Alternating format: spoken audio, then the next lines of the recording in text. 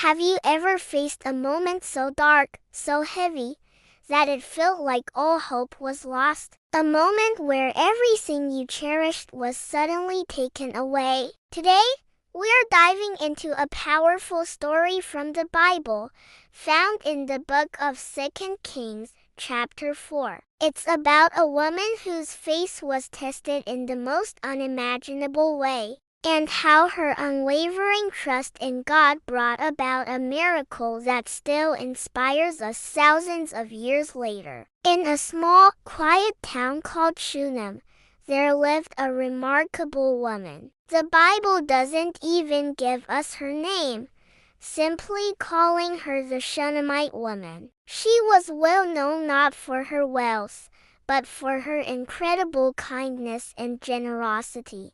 Her heart was wide open to others, and she had a deep love for God. Now, a man of God, the prophet Elisha, often traveled through her town on his journeys. Every single time he passed by, this woman would invite him into her home. She would insist he stay for a meal and a place to rest. She wasn't doing this to get something in return or to be seen as important.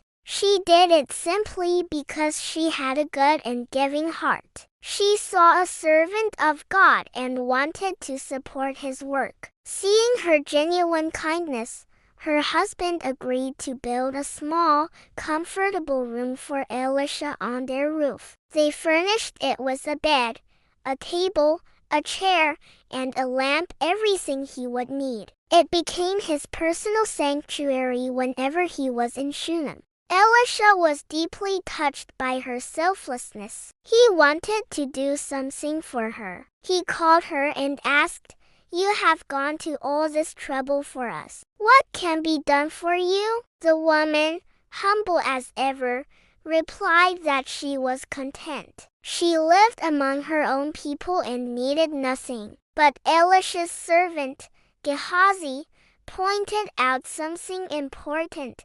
She has no son, and her husband is old. In that culture, having a son was incredibly significant. It meant carrying on the family name and having security in your old age. So, Elisha called her again and made a divine promise. He said, "About this time next year, you will hold a son in your arms."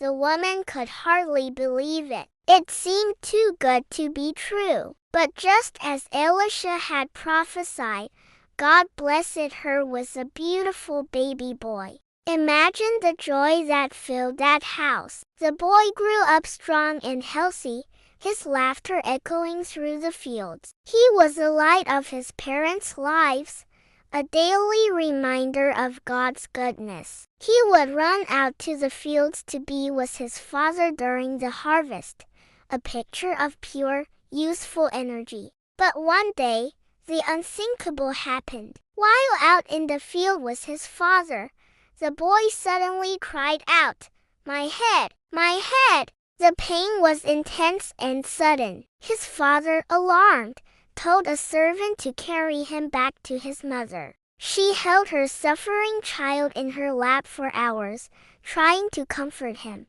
But by noon, the boy took his last breath. He was gone. Can you even begin to imagine her pain? The son she had prayed for, the miracle child from God, was now lifeless in her arms. Her world had just shattered. Most people would have collapsed in grief, screaming and crying. But this woman did something extraordinary. Her heart was breaking, but her faith was not broken. With the strength that could only come from God, she carried her son's body up to the room they had built for Elisha. She gently laid him on the prophet's bed and closed the door. She didn't tell her husband what had happened. She simply said, "Please send me one of the servants and a donkey so I can go to the man of God quickly and return." Her husband was confused. "Why go to him today?" he asked. "It's not a special festival." Her only reply was a statement of pure faith. It will be all right. She rode with urgent purpose, not stopping for anything, heading straight for Elisha on Mount Carmel. When Elisha saw her in the distance, he knew something was wrong. He sent his servant to meet her, but she brushed past him. She fell at Elisha's feet, her grief finally pouring out. "Did I ask you for a son, my lord?" she cried. "Didn't I tell you? Don't raise my hopes." Elisha immediately understood. He sent his servant ahead with his staff.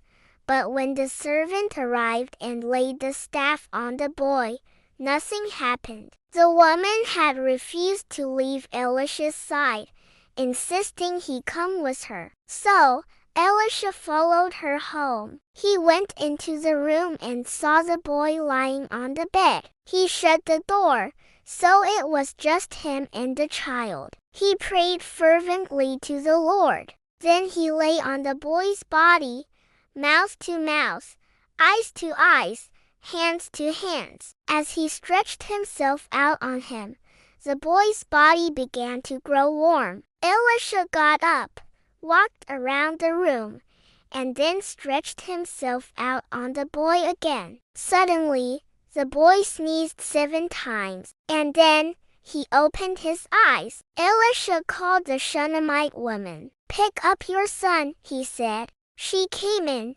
saw her living, breathing child, and fell at Elisha's feet in gratitude. Then she took her son, and joy, more profound than ever before, filled their home once again. This story teaches us a powerful lesson. When life hits you with its most devastating blows, when everything seems impossible and hope feels a million miles away, do what the Shunammite woman did. Don't give up. Hold on to your faith. Run to God, not away from Him. Because even in our darkest moments, He is a God of miracles. He can restore what was lost and bring life where there is death. Her story is a timeless reminder that with God, it will be all right. Thank you for watching. If this story touched you, please like, share, and subscribe for more messages of hope and faith. We'll see you in the next video.